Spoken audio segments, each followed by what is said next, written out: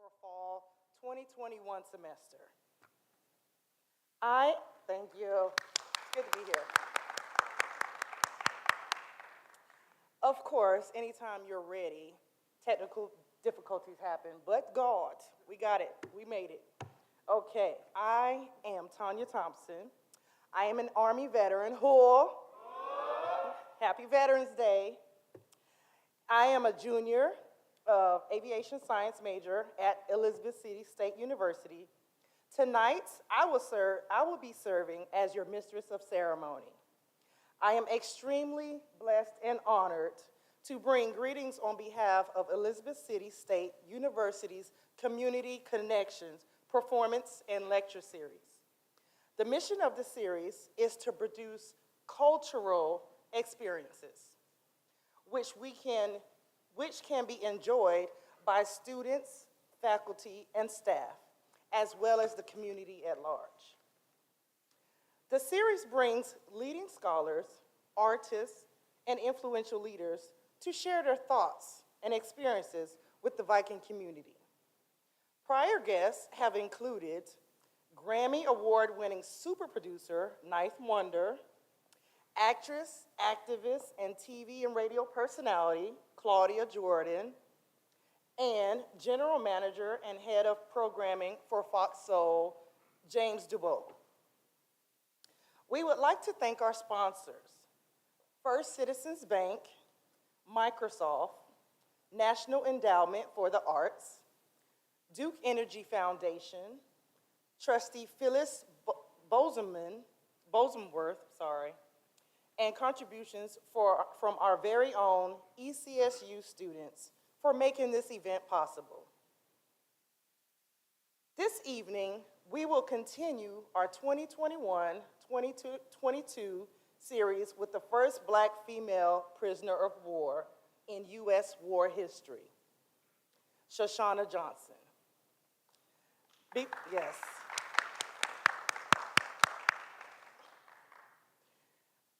Before we hear from Ms. Johnson, I would like to welcome our streaming audiences joining us tonight on the ECSU YouTube channel. Be sure to stay tuned in and present until the end, where we will engage in a dialogue with Shoshana Johnson. Thank you for tuning in online.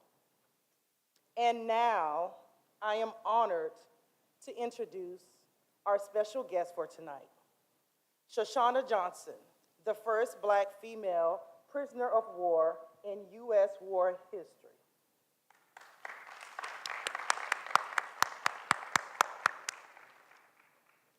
Shoshana Nairi Johnson was born in the Republic of Panama to Panamanian parents Claude and Eunice Johnson.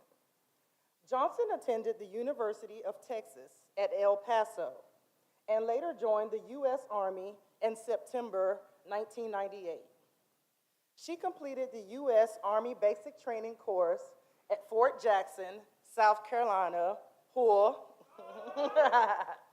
and the Advanced Individual Training at Fort Lee, Virginia, A second-generation Army veteran, Johnson's first military assignment was at Fort Carson, Colorado.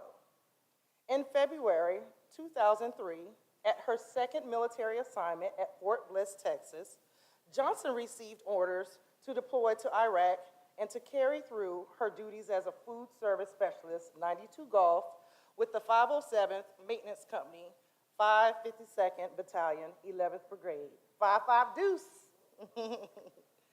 On March 23rd, during Operation Iraqi Freedom, Johnson was in a convoy that was ambushed in the city of An-Nasiriyah. Johnson received a bullet wound to her ankle, causing injuries to both legs. She and 5 other members of the 507th Maintenance Company were captured and taken prisoner of war. The ambush and its aftermath made world news headlines.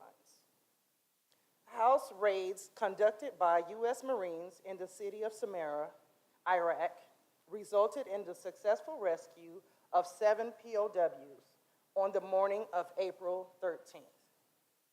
Later, Johnson, together with 6 former POWs, came back to a hero's welcome in the U.S.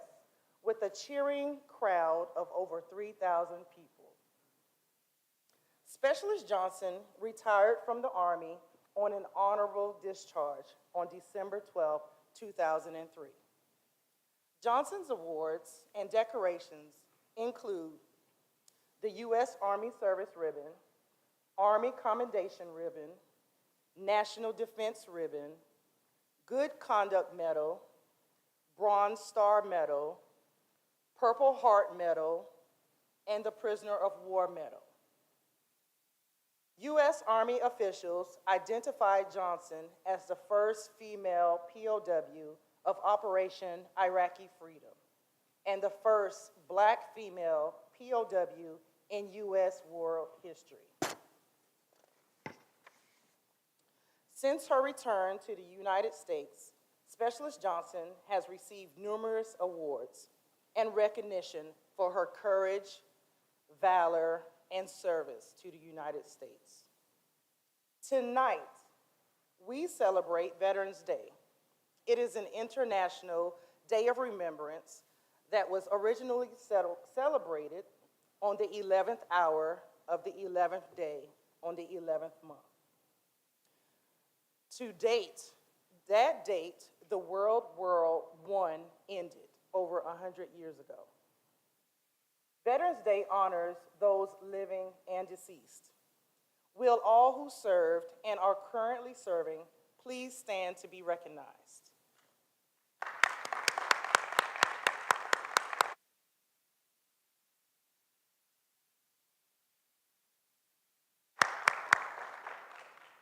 Thank you for your service. At this time, it is my privilege to present Ms. Shoshana Johnson.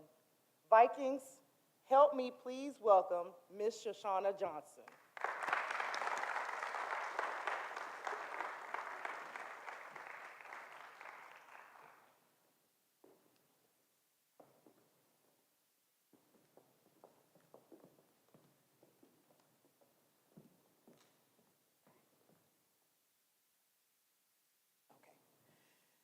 Good evening. Can y'all hear me okay? You know, when I do these things, I always wonder how to start or what you don't know or things like that. So I'll start at the beginning. As my lovely MC said, I was born in the Republic of Panama. My parents immigrated when I was 5 years old. I'm the oldest of 3 girls of Claude and Eunice Johnson. One of the reasons they came to the United States is because they had girls, me being the oldest, and they wanted us to dream big and accomplish big. And they knew the U.S. was able, in the U.S. you were able to do that. And hopefully, we fulfilled that promise to my parents. I know my sister, Nikki, who was a captain in the United States Army, and she went on to get her master's degree, and thank you. Hello? She went on.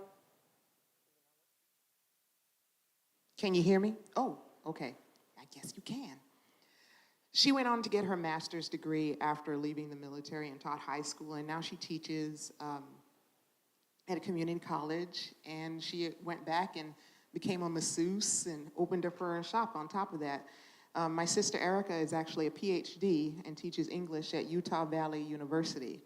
So that dedication to improving our lives paid out very well for myself and my sisters. So I appreciate the sacrifice that my parents made for me. When my dad joined the Army, he had a wife and 3 daughters. He had been a member of the Panama Fire Department for 11 years. He left that stability to give us a new opportunity. And I appreciate all the things he did for that. But my dad being my dad, he was a tough man to deal with. He was a drill sergeant for 2 years, and Drill Sergeant Johnson didn't play. You know, when I graduated high school, I thought about going into the military straight away. I was in JRTC in high school, and I felt this was my path. But I was told, no, we didn't leave Panama for you to stop at high school. So I went to UTEP, like they said, and I had a wonderful time. And I say this every time I speak. I had a wonderful time. The freedom was wonderful. And my grades reflected that. All them Q-Dog parties didn't make me get no A's and B's, you know. Q-Dogs throw the best party, man. Best party. So I ended up dropping out, and I kicked around for a couple of years. But around 24, I realized, this ain't it. This ain't it. What am I going to do? And, you know, one of my aunts, Nurse Maggie, she's actually an Air Force nurse, was an Air Force nurse, and she told me to stop looking at a job that you can earn a good living and look at something you love to do and make it a career. Cooking was what I love to do, especially baking. And I wanted to go to culinary school. But my parents were like, you messed up the first time, you're going to have to figure it out. I went to the military. It was what I wanted to do the first time around. But people don't know that I tried to go in the Air Force. And the Air Force told me I needed to lose like 50, 60 pounds. No. So I went to the Army, and they said, lose 20 pounds and we'll take care of the rest. You know where I went, obviously. Army dog, huh? So at 25, I joined the Army, went to basic training. I had never been that physical in my life. Run a mile, much less 2. It was difficult. People always worry about the environment, the psychological stuff. I grew up with Drill Sergeant Johnson. That stuff didn't bother me. It was the physical stuff that got me. I fractured my foot in basic training. So instead of what, at the time it was like 8 weeks to go through basic training, it took me 6 months. 6 months. But I was going to finish. I held on to that hope that I was going, or that determination to finish. And my parents were so happy because I had finally finished something that I started. And, you know, got to Fort Carson, Colorado, and I remember telling my mom, you know, they gave me orders for Fort Carson, and she was so happy. And I was like, why are you so happy? She goes, well, you're only 12 hours away, and then it's going to be y'all together. I was like, y'all? My sister, who had gotten her commission, was coming to Fort Carson, too. So I'm the older sister. She's younger. She's Lieutenant Johnson, and I'm Specialist Johnson. If you're in the military, you know that ain't good. And they put us in the same regiment on top of that. You know I wasn't going to salute her. But you know that God works in mysterious ways. Within a year and a half of me being in the military, I got pregnant, had my daughter, but my sister was there. And as a matter of fact, family is wonderful because when I had my daughter, my other sister, who was graduating from UTEP, came up to help me.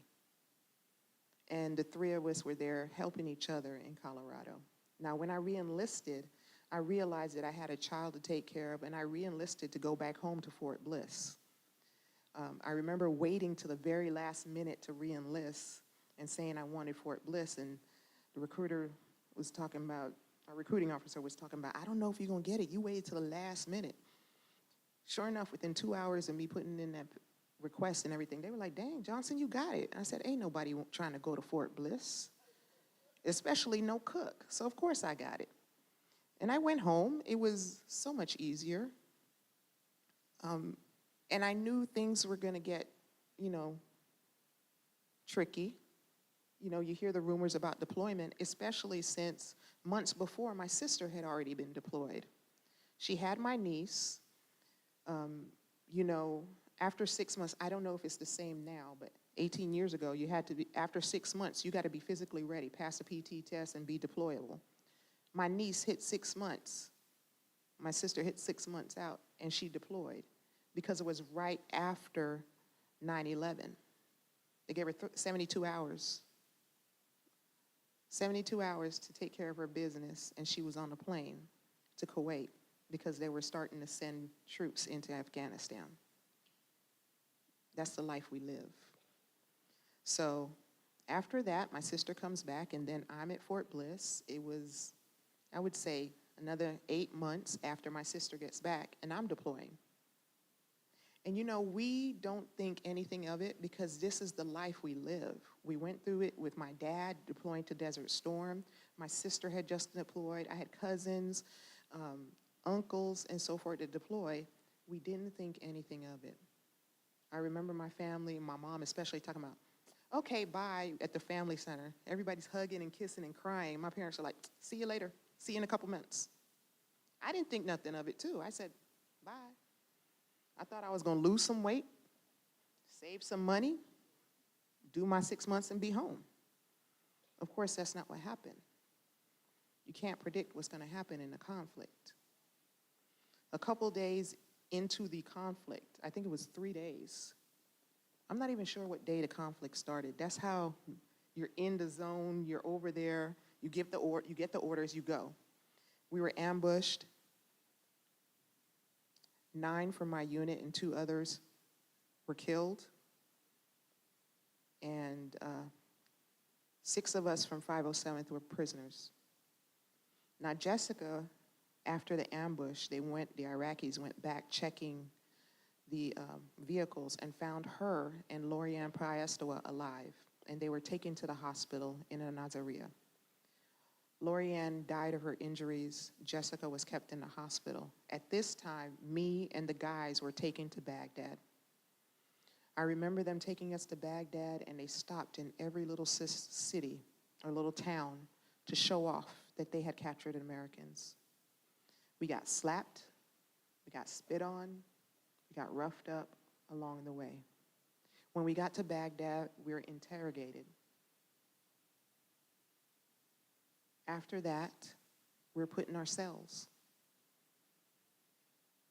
I was in captivity for 22 days.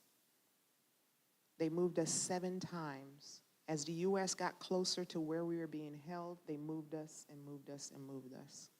Towards the end, they were holding us in people's homes. And that is really when you start to wonder what's going to happen. Because I had faith that my fellow soldiers, my fellow Marines, sailors, everybody was looking for me, without a doubt. And they were.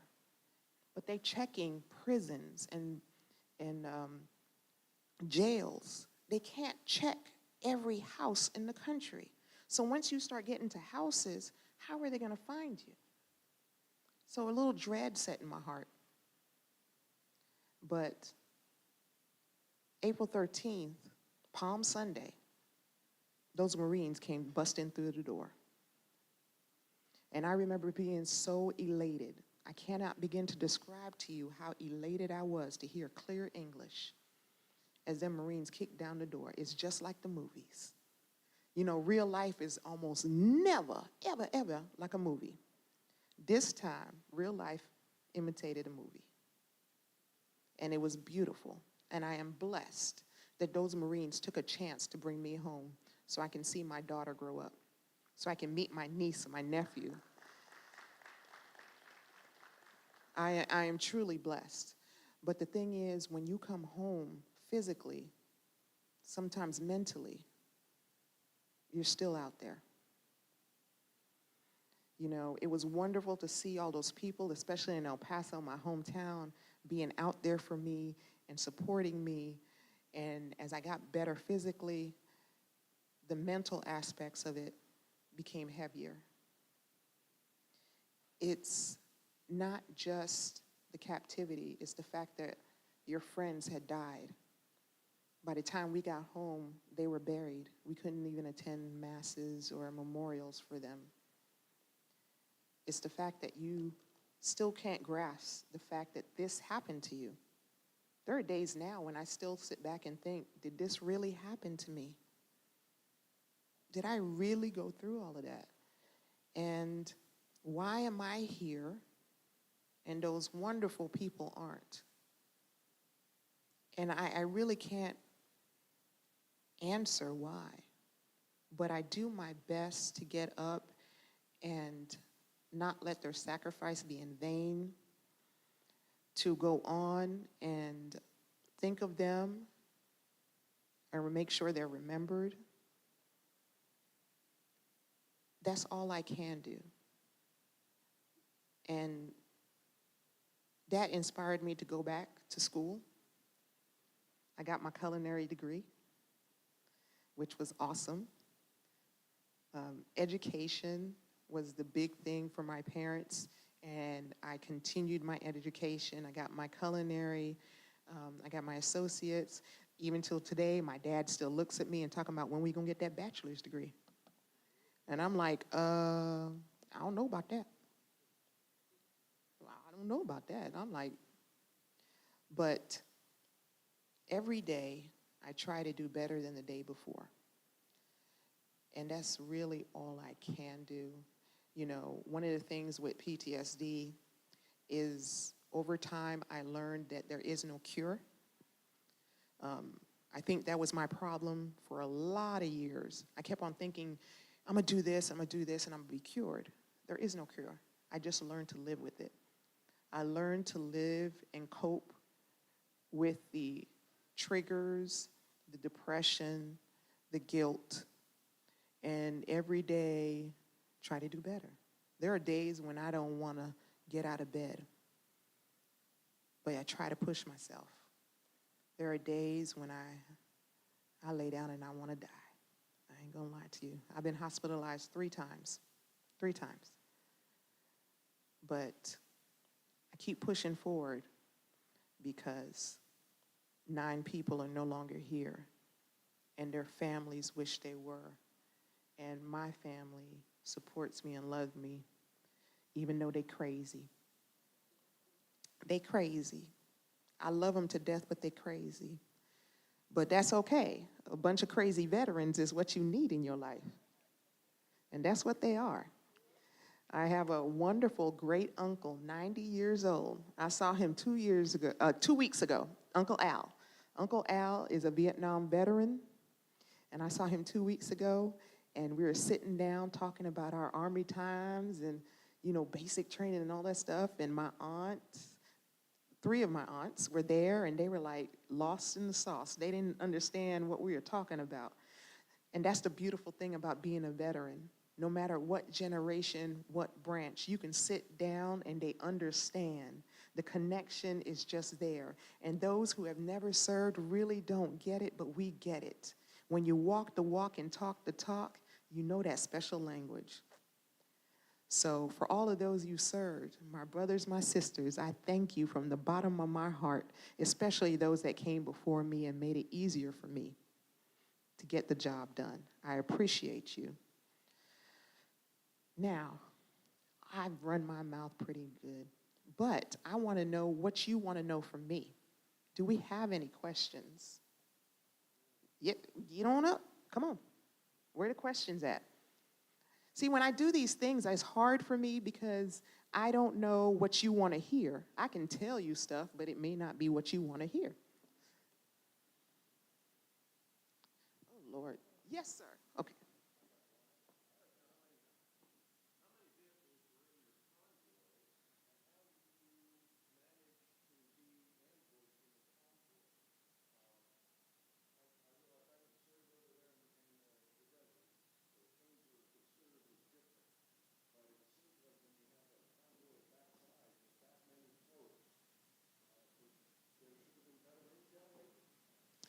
Well, people always tend to compare the now and then. At the time, we had SINGARs and stuff like that. The communication was not great. In our convoy, because we had fallen behind the main body, there was 30 vehicles. The city was unsecure. We're a maintenance company. When we come up towards the back of anything, and we went into the city unsecure because we were falling so behind the main body. So what the Iraqis had done was plan a good ambush.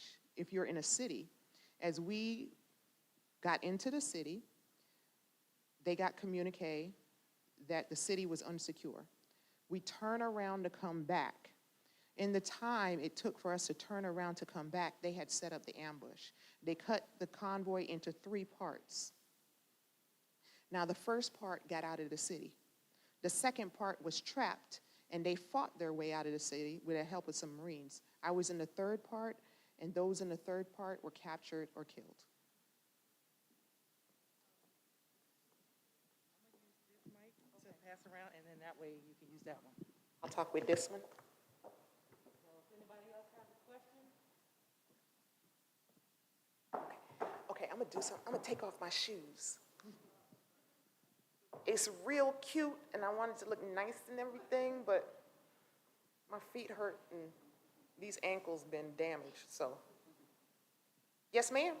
Hi, I wanted to know, during your training, were you ever taught that this was something that could happen to you?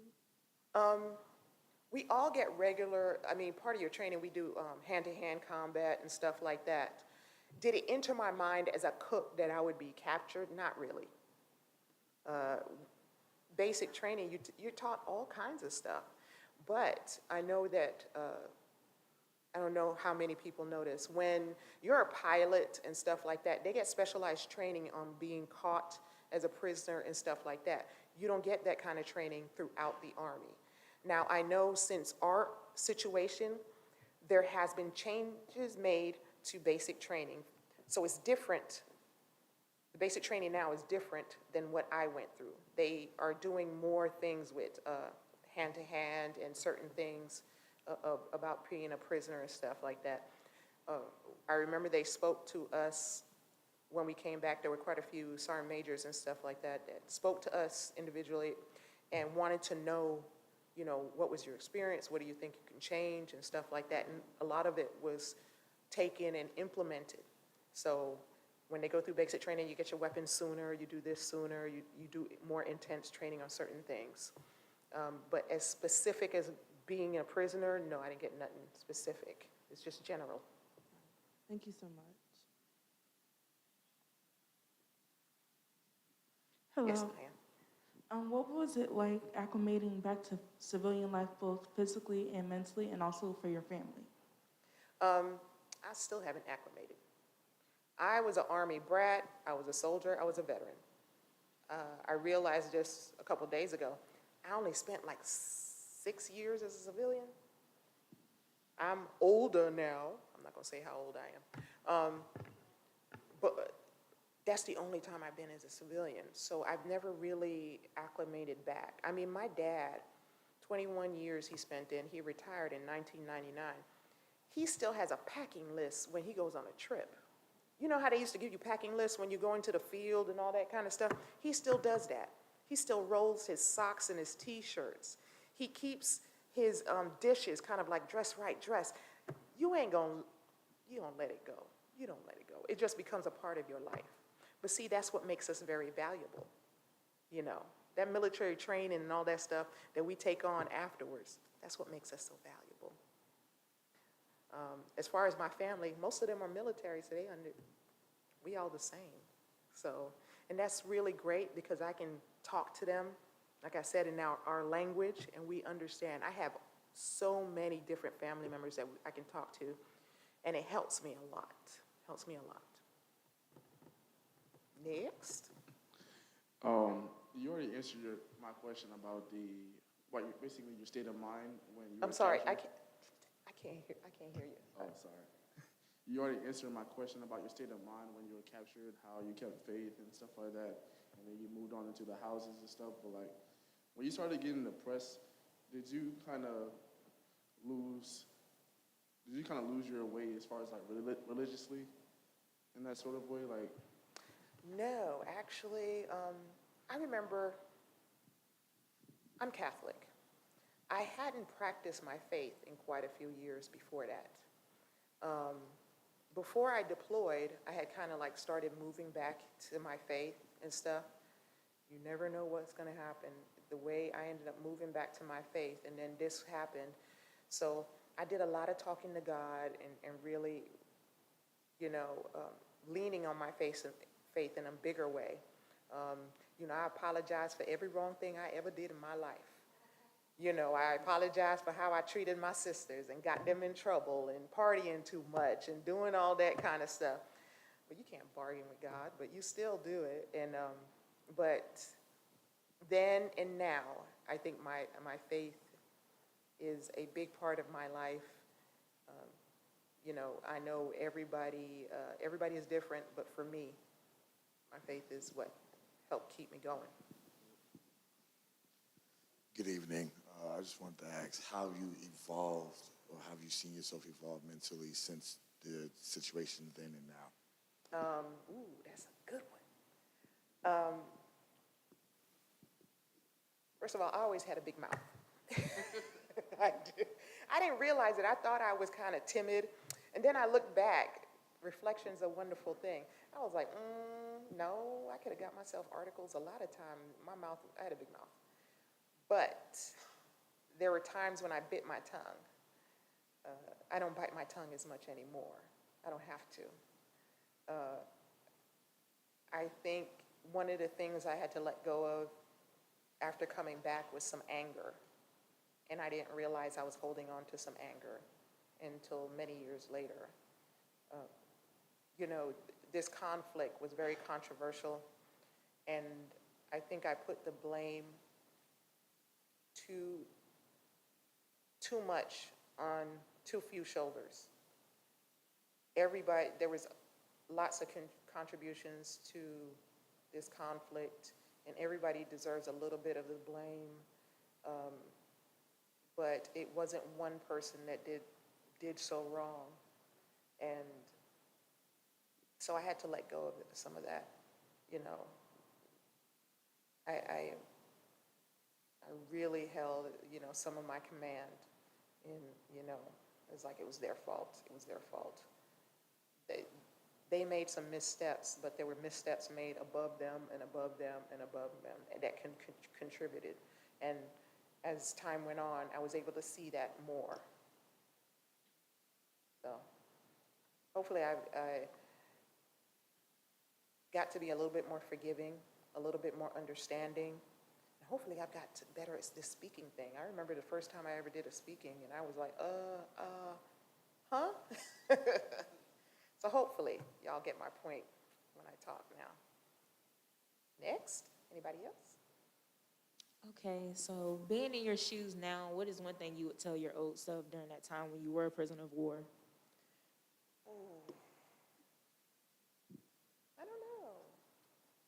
I don't keep the faith. What I did, I think I did keep the faith. I mean, there were times when I'm like, oh God, this is it. And then within that same breath of, oh God, this is it, I'm like, nope, I made it this far, there's a reason. Oop, I made it this far, it's a reason. So, I don't know. I don't think there's anything that nothing I could tell myself back then in captivity. I think after I came home, I could probably tell myself, you need some help. Listen to your body and listen to the doctors, because, I had to do some therapy because of my legs, and I kept on saying I was okay, and I would take my boot off and think I, could not walk with my, that walking boot that they give you, and I caused myself to be in more pain unnecessarily. So the advice I would give to myself is the one that came home. Go to therapy, physical and mental. It will be easier for you in the long run, and you are not okay. Next. So you went a little into detail about your educational experience. What is your educational experience after you came home? Well, it was very different. Well, obviously, it was very different. Much more appreciative of getting my education, but it was difficult also to navigate school. I started out online because I didn't want to interact with people. And then I had to make a slow integration to classes and stuff like that. I think that's maybe some of the mistakes of some of us veterans returning is we want to go back to school. We have that benefit, but we can't rush into being normal, you know? I took it very slow, and I had a good therapist who helped me with that to the point, to a certain point. And then, you know, with culinary, I had to be present physically in the class. And I had good chefs who understood my experience and stuff and were there to support me. So appreciative of the fact that I could get an education and then making sure I did because I worked hard for that opportunity. Does that answer your question? How did you feel when you found out that your name would go down in history as the first Black female prisoner of war? Hated it. Still do. What that means, since the beginning of this country, whether people like to believe it or not, Black women have served. They have contributed. I'm the only Black one that got caught. That's the truth of it. Is that what I want to be remembered for? No. Who wants to be remembered as the first Black one to get caught? I mean, you want to be the first general. You want to be the first one. You know what I'm saying? No, Shauna got caught. I don't like that stuff. Next, anybody else? Yes, ma'am. Yeah, I don't like that. So, with your culinary background, ma'am, what's your favorite dish to cook? My specialty is baking. My daughter loves it when I make my brownies. I started making fruit cake because my mom requested it of me. And then she asked me of me last year to make fruit cake. So I found a recipe for fruit cake and I made it. Then she scolded me because this is not the Panamanian way of making fruit cake. So I had to redo the thing and adjust the recipe until she said it was good. So that's a new one I'm trying to get straight. Panamanian version of fruit cake. So we have time for 2 more questions, if anybody wants to do any more questions. Oh, just 2 more? We that much on time? That's it? Nobody else, just the soldiers right here want to ask questions? See, there's somebody else. How you doing, ma'am? I'm good, yeah. How did this whole situation of you being captured change your viewpoint of and humans, like people? How did your whole situation of being captured change your whole situation, like whole viewpoint of other people? That's a good one. Well, I think it changed my viewpoint as you shouldn't judge a book by its cover. You know, we hear that saying so many different times, and sometimes you think, oh, I don't do that. I did it. During my captivity, it wasn't perfect. There were times when it wasn't nice, but there were also times when a guard would show me extreme kindness, show me extreme respect. During my captivity, the Iraqis performed surgery on my legs. They performed surgery on 3 of us that were wounded, gunshot wounds. I don't know if I would have been able to keep my legs or survived if they hadn't done that. There was a time when one of the guards got a little handsy with me. Later that night, another guard slept outside my door. I got up that morning, I had to go to the bathroom, and I banged on the door to let him know I had to go. He had to move his sleeping mat to open the door so I can go to the bathroom. He was sleeping outside my door.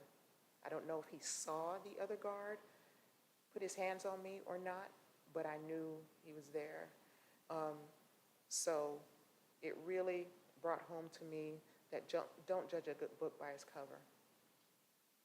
You know, you don't know what somebody holds in their heart. Sometimes it's wonderful and good, and unfortunately, sometimes it's bad. But you let them show you. And when they show you, believe them. Ma'am? When you were captured, did you stay as a group in the beginning?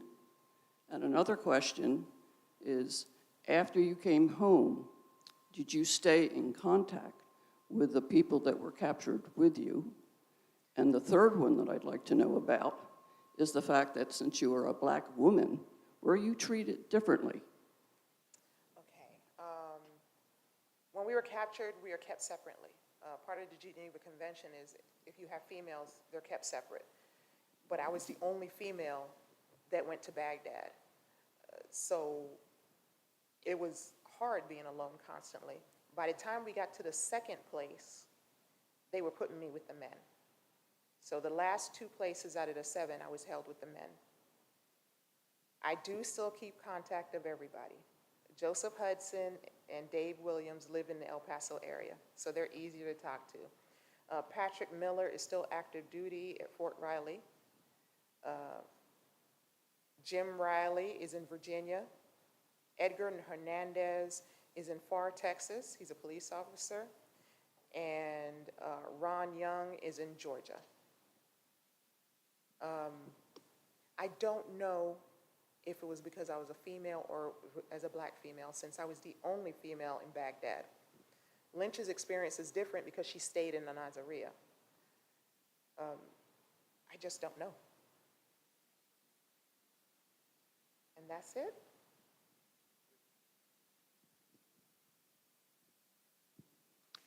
Congratulations on a great interview with the PBS series Veterans. Oh, thank you. That aired just 2 nights ago here. Yes, so what was it like filming that, and give us a little bit of insight on you know, the whole process, because you did a great job on it. Oh, thank you. You're very kind. It was filmed 3 years ago. They contacted me. And anytime I can add to the veteran experience or inform the public of who we are, what we do, and our experiences, I absolutely will do it.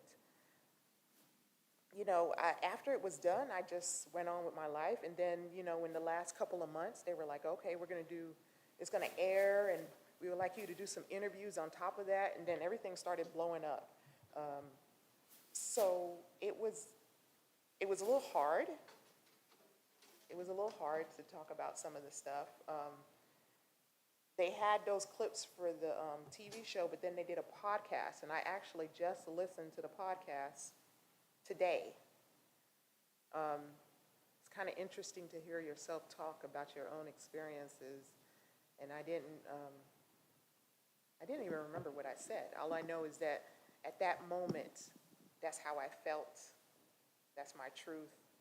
You know, hindsight's 20/20. Looking back, you always have a different, you know, thought process and stuff like that. But I was very privileged to be a part of that. Last night, they had another panel group with some of the women that participated in that documentary, and it was awesome. There was a lady a nurse from Vietnam. God bless her. She got no recognition when she got home. She dealt with so much, and she held on to it for years and years until it broke her. And I think every day she made that sacrifice and did all she did, and you know, she wasn't welcomed home, and she didn't get any help to the end, and how she made a difference for me to be able to serve. So I appreciate those women and all that they did.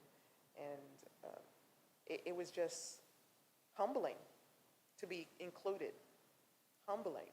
I mean, there was a Tuskegee Airman featured in that series. A Tuskegee Airman. Y'all know who Tuskegee Airmen are, right? Oh, okay. Y'all sitting there glassy-eyed. I mean, whew, that man trailblazer. Unbelievable. So it was interesting, and I'm glad I was included. Yes, ma'am.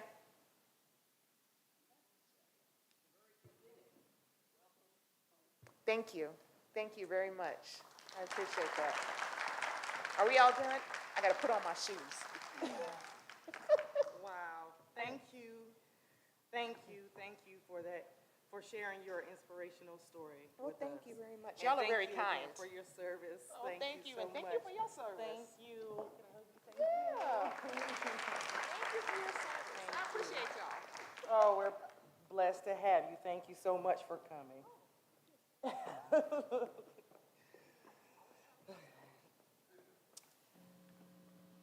Oh, Vikings, can we please applaud her again, Miss Shoshana Johnson?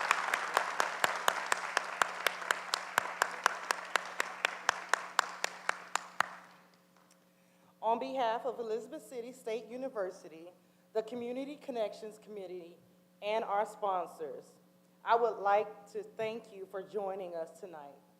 It is our hope that you enjoyed tonight's lecture and will join us for future Community Connections events. Please note, you will receive a survey within the next 1 to 2 days, allowing you the opportunity to provide additional feedback. This information will be helpful as we continue to plan events that bring the university and the community closer together. Before we end for tonight, please see the screen for the special presentation.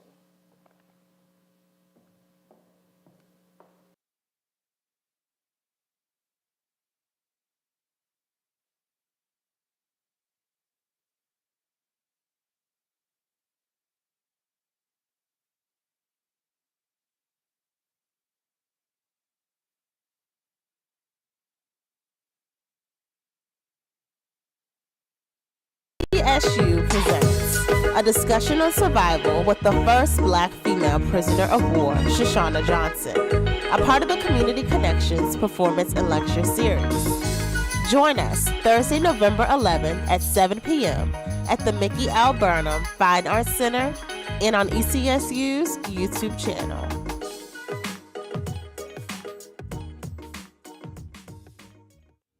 Went into the city of Nazareth, Iraq, before it was secure, and we were ambushed.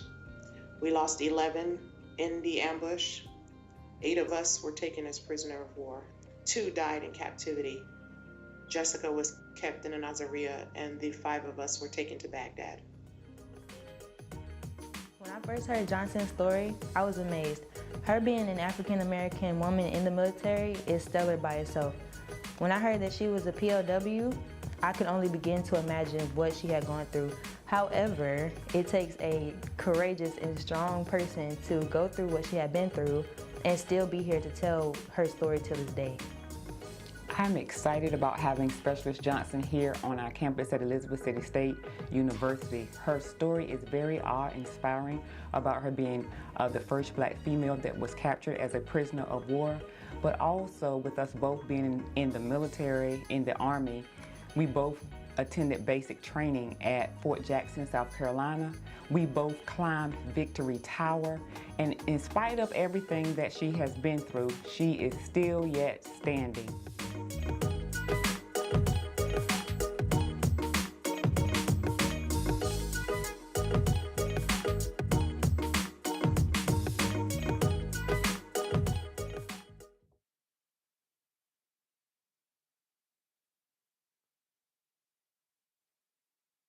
And then I went to Fort Stewart, Georgia, 37 Cav.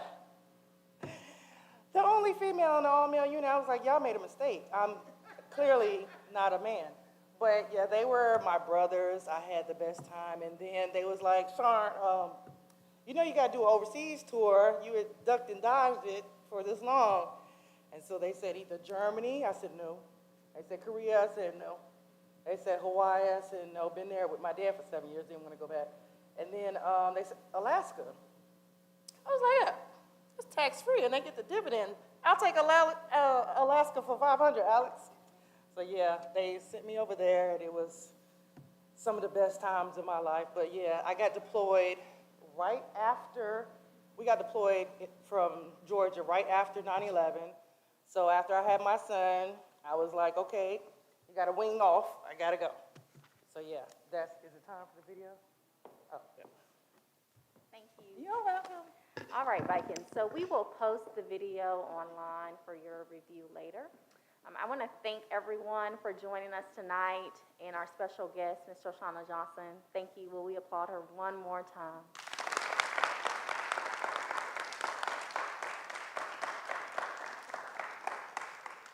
Have a great night. Thank you.